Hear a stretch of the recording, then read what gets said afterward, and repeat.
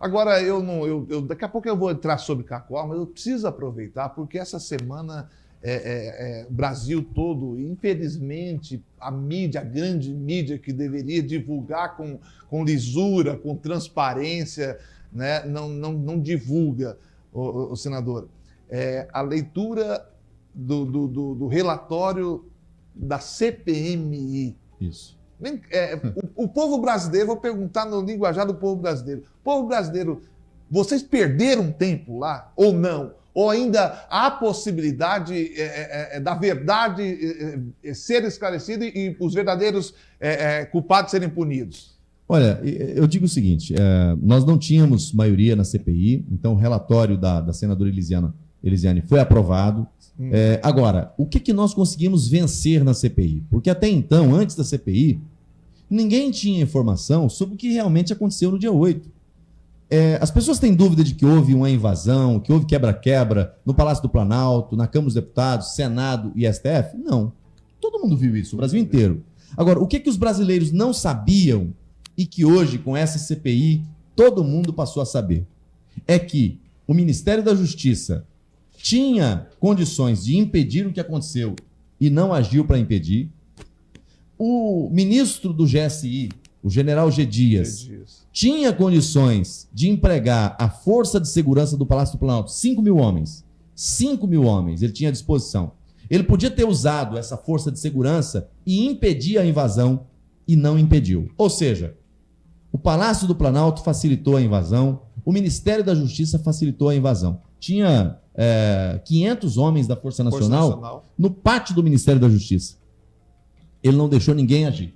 Ele mandou segurar, deixou invadir, deixou quebrar. Só depois, no final da tarde, é que ele deixa a polícia atuar. Então, isso tudo a sociedade não sabia.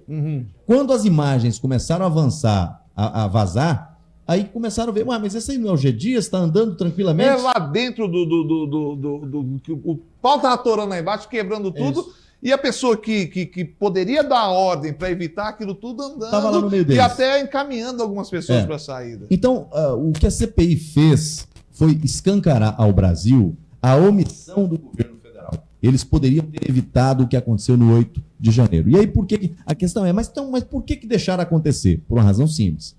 Naquele momento, o pós-eleição, né, havia uma inquietação muito grande no Brasil afora, que o resultado da eleição foi muito questionado. E é natural, isso acontece no Brasil, acontece nos Estados Unidos, acontece em várias partes do mundo. E aí o governo estava sob questionamento, Lula com aquela imagem, tinha saído da cadeia para virar presidente novamente, estava nas cordas. Eles precisavam de alguma coisa, de algum acontecimento que virasse o jogo pro lado deles. Quando viram esse movimento, porque ali não tinha 3 mil pessoas, 5 mil pessoas, não tinha tanta gente assim.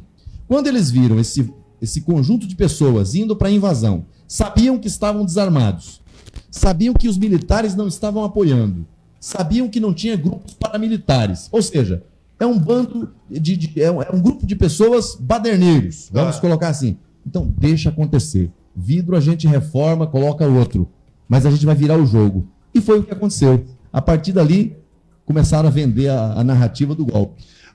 Vocês chegaram, a oposição, como é chamada, chegaram à conclusão que, por exemplo, eu vi uma mulher que eu esqueci o nome dela lá, que missão dada, missão cumprida. Eu esqueci o nome daquela mulher, não quero lembrar também, mas vocês acreditam que tinham pessoas da esquerda infiltradas que tiveram esse acesso, já que um dos vídeos que eu vi, inclusive desse corte, estava o senhor, o deputado Nicolas, o Esperidião Amin, o próprio Magno Malta, o senador Magno Malta, falando, né, que foi facilitada a entrada. Vocês acreditam nisso? Não tenho dúvida de que houve facilitação. E veja bem, quem reconheceu que houve facilitação foi o próprio presidente Lula. Ele deu entrevista dizendo, olha, as portas foram abertas por dentro. Não é que o pessoal chegou lá, quebrou tudo e invadiu, não. Houve facilitação. As interceptações que nós pegamos, a gravação de conversa entre o general G. Dias e o chefe da ABIN, mostram conversas alertando 3 dias antes de tudo que ia acontecer. Eles facilitaram a entrada, facilitaram o quebra-quebra. Assim, agora, o que não dá para aceitar é um relatório da senadora Elisiane ser concluído E aí não indiciar o Flávio Dino, não indiciar o G. Dias. E aí, por outro lado, indicia o Bolsonaro, indicia generais, pessoas que nada tiveram. Até a Carla Zambelli, a deputada federal. Até a Carla Zambelli, por causa de uma fala de um hacker. Tudo bem, eu não estou aqui para fazer a defesa da Carla Zambelli, eu acho que ela cometeu erros, né, e erros que são graves, mas quem tem que apurar a conduta dela é o Conselho de Ética da Câmara dos Deputados.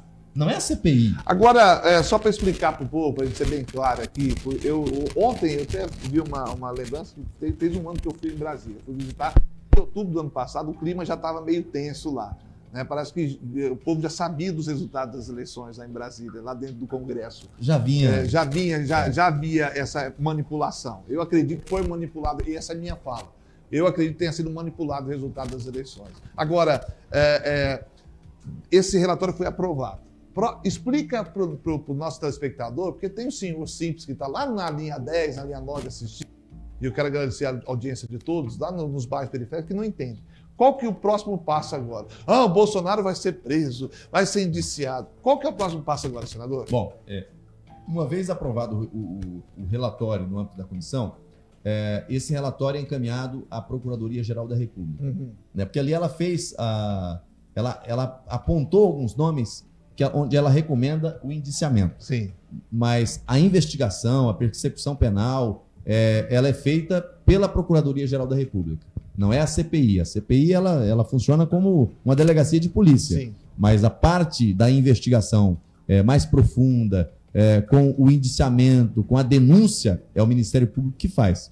Aí, esse trabalho todo da CPI vai ter que ser revisado pela Procuradoria-Geral da República e, se encontrar elementos que justifiquem denunciar o ex-presidente Bolsonaro, os generais, a própria deputada, eles vão fazer essa denúncia. Mas isso é um outro departamento. Veja, na CPI da pandemia fizeram a mesma coisa. Daquilo que saiu da CPI da pandemia, nada prosperou. Tudo foi para o arquivo. A pergunta é, hoje na Procuradoria-Geral da República, que é a PGR que foi para lá, as pessoas que estão lá são sérias. Hoje ainda o procurador-geral que está lá, o procurador Aras, né, assim, tem se mostrado muito ético, muito equilibrado. Né, a gente espera que continue assim. Agora, o mandato dele está terminando. Né? Se ele conseguir se manifestar antes de sair, a gente tem expectativa de que seja uma decisão justa. Agora, o duro é quando você tem uma indicação política, como já se teve no passado, e aí se pratica perseguição política. Aí é um ponto que a gente ainda tem que aguardar para ver como vai se desdobrar. Mas ainda assim, né, quando há excesso de um lado, né, o parlamento ele pode agir com as medidas legais que estão à sua disposição. Para fecharmos esse assunto de Brasília, vim para cá aqui para o estado de Rondônia, porque tem muito assunto de Rondônia para falar. A oposição apresentou o relatório da oposição. E como que funciona isso? Também vai para a PGR ou fica por ali? Como que é isso? Não, aí, assim, o relatório que vai automaticamente para a PGR é o relatório aprovado pela CPMI. Esse relatório representa a decisão política da CPMI. Mas nós, como oposição, vamos pegar o nosso relatório e vamos protocolar também na PGR para que seja apreciada aquilo que foi omissão na CPI. Sim. Por exemplo, a questão do não uso da Força Nacional. Bem, peraí, alguém tem que investigar isso. Por que a Força Nacional não foi acionada, estando presente? A omissão do G. Dias. Por que ninguém investigou isso? Tem que investigar. Então, o relatório que nós apresentamos, nós vamos levar também à PGR para a tomada de providências. Tá certo. Vamos sair de Brasília, né, e vir para o estado de Rondônia. Um grande assunto que chamou a atenção. E tá um comentário, um zum, todo mundo apanhando, é governador, é deputado. Essa semana sobrou até para o prefeito, não entendi qual foi do vereador, sinceramente. Meu amigo particular não entendi, até o prefeito entrou no fundo, aqui sendo questionado. Como que o senhor vê, como senador da República, essa questão do ICMS, desse aumento do ICMS no estado? Olha, foi um grande equívoco por parte do governador Marcos Rocha. Eu acho que, assim, além do grande equívoco, uma quebra de uma promessa. Na campanha, ele dizia que o Estado estava no azul, né, que não teria aumento de impostos, pelo contrário, que iria reduzir, né, o ICMS. E agora faz o contrário. E o argumento que ele usa é um argumento, numa parte, mentiroso, porque ele diz que está fazendo um ajuste no ICMS, porque a reforma tributária impõe a isso. A reforma tributária ainda não foi aprovada no Congresso Nacional e mesmo depois que for aprovada vai ter um período de transição que permite os estados ajustarem. E segundo, ele aumenta o ICMS em 20%, sai de 17,5% para 21%, ao argumento de que o estado perdeu a arrecadação. Carlos Eduardo, é a pior receita do planeta. É uma receita de alguém que não entende nada de administração. Agora, deixa eu só fazer uma pergunta, desculpa interromper, mas houve informações que o repasse do governo federal para o Estado diminuiu. Isso aconteceu? Não, está acontecendo. Que a arrecadação está caindo é fato. Agora, a questão é, por que a arrecadação está caindo? Quando você tem perda de arrecadação, você tem que observar o seguinte, a causa. Qual é a causa?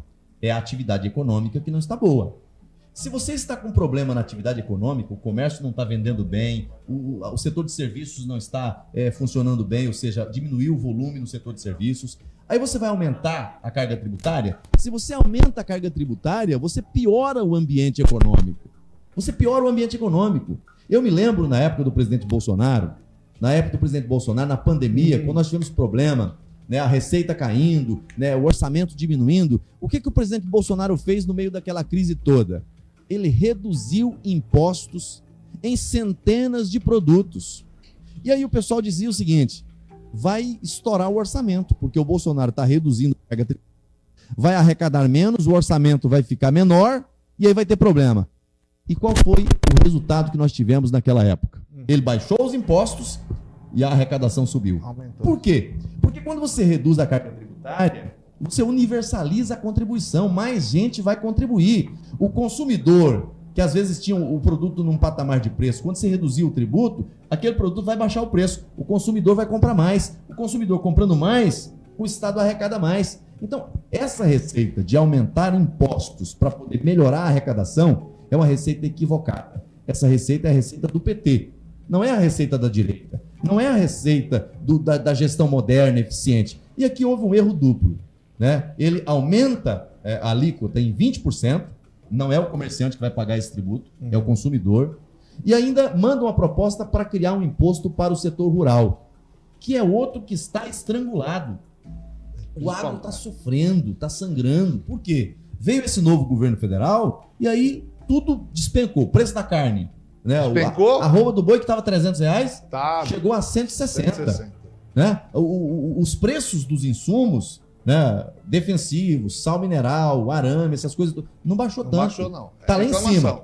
Então, você aumentar imposto numa fase como essa, você inviabiliza a galinha dos ovos de ouro, que é o contribuinte. Então, ao invés de aumentar, o que o Estado deveria ter feito?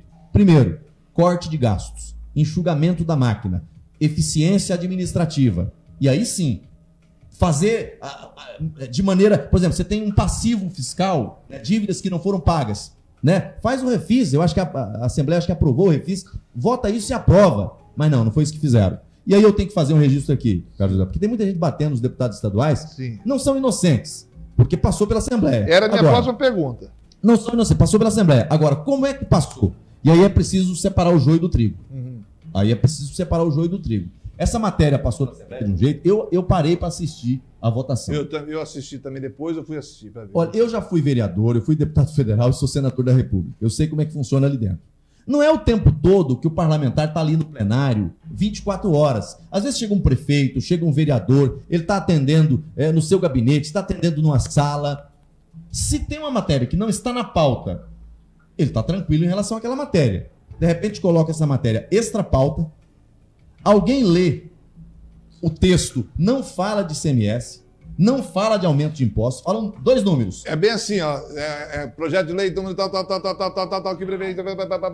É isso que acontece. Isso. Lê lá, mensagens 172, mensagem 173. O que trata a mensagem 172 a mensagem 173? Ninguém sabia. Bom, coloca lá um relator para dar um parecer. Bom, parecer de relator, ele tem que enfrentar a matéria, tem que falar o que é, tem que falar os fundamentos do porquê está aprovando. Não. O parecer pela constitucionalidade no mérito por sua aprovação. Isso não é parecer, não tem validade jurídica nenhuma. E aí votaram simbolicamente. Quando foram descobrir o que tinha votado, a vaca já tinha ido pro brejo com chifre e tudo. Então ali houve uma pedalada, ali houve uma manobra para aprovar às escondidas esse projeto. Eu tenho visto muitos deputados estaduais se pronunciando, inclusive, com relação a isso. Eu acho que foi algo desonesto, com os próprios deputados estaduais que acabaram sendo assim, levados no peito com essa pedalada que fizeram para aprovar essa matéria. Eu falei isso aqui ontem, né? Eu falei ontem, tanto o deputado Cássio Góes como o deputado Cirone, eles estavam aqui na cidade e tem a participação remota. E na hora que suspende a sessão, o cara não vai ficar lá na frente do notebook olhando, esperando que vote a sessão. Aí eu imagino que tenha sido isso. Agora, eu conversei com alguns deputados que me disseram que tentava acionar, né, o microfone e a câmera para poder falar. E não conseguiram, não deixaram. Então, assim, o que eu penso? Eu acho que, assim, o parlamentar que se sentiu prejudicado na sua atuação, porque o mecanismo da votação remota, ele é importante. Sim. Nós temos no Senado, tem a Câmara dos Deputados, a Assembleia tem, eu acho que é bom. Agora, você não pode impedir a expressão do parlamentar. Senão, sob pena de você viciar a tramitação dessa matéria. E nesse ponto eu digo que essa matéria, pelo que eu tenho ouvido de um conjunto de deputados estaduais, é uma matéria que teve uma tramitação irregular. Então tem um vício de constitucionalidade formal. A OAB está ingressando em juízo para derrubar e acho que a chance de derrubar essa votação é muito grande. Me veio uma na mente aqui que eu preciso perguntar para o senhor, que eu sei que o senhor é diferenciado, porque eu estou falando que eu conheço, eu já vi. O senhor não anda em Rondônia só de avião. O senhor anda na BR-364. Ando. Duplicação da BR-364, que é um sonho de todos nós rondonienses. Olha, eu vou dizer para ti com muita sinceridade, né? Havia, no governo do presidente Bolsonaro, tinha um projeto em andamento para a concessão. E aí teria a construção, né, da duplicação, pontos, né, que seria a terceira faixa, e o projeto como um todo de duplicação. Com esse novo governo, eu vou ser muito sincero com você, eu não acredito que saia a duplicação com o governo do PT. Não acredito. E aí eu estou sendo muito honesto no que penso aqui. Eu penso que o governo do estado de Rondônia precisa se preparar. Quando eu disputei a eleição, eu falei disso. O governo do estado de Rondônia precisa se preparar economicamente, orçamentariamente, para concluir a rodovia do Boi. A que sai do Cone Sul, paralela a 364, e vai chegar até uma bifurcação para ligar a Porto Velho, o Porto, e a outra saindo para 425, lá para o sentido Guajará-Mirim. Passando ali por Buritis, né, Rio Branco, Jacinópolis, Nova Dimensão e Nova Mamoré. E dentro de Nova Dimensão, você sai, passa por União Bandeirantes, chega na 364 e vai levar vai até o porto de Porto Velho. Eu acho que o estado de Rondônia tem que fazer isso. O Mato Grosso fez. Se hoje você olha para o Mato Grosso e vê o Mato Grosso como uma potência econômica, o agro voando, como está o agro do Mato Grosso, é porque investiu muito em infraestrutura. E para isso, o Estado dispõe de meios, de condições. O que precisa é de uma visão, de um governante que priorize a infraestrutura. Ficar esperando o governo federal fazer a duplicação da 364 é um sonho distante. Nós vamos continuar cobrando. O ministro esteve aqui há pouco tempo, foi cobrado por isso. Eu tenho cobrado do Senado Federal, mas eu não acredito. Para esse governo, a duplicação não me parece uma prioridade. Aliás, cancelou até a 319. Eu estou falando isso com base no que o governo está fazendo. Eu hoje sou de oposição, mas vou cobrar aquilo que é direito do nosso povo rondoniense. Inclusive a 319, que hoje está lá. O rio sem água, não tem como a navegação operar. A população de Rondônia, que precisa ir para Manaus, só vai de avião. E de lá para cá também.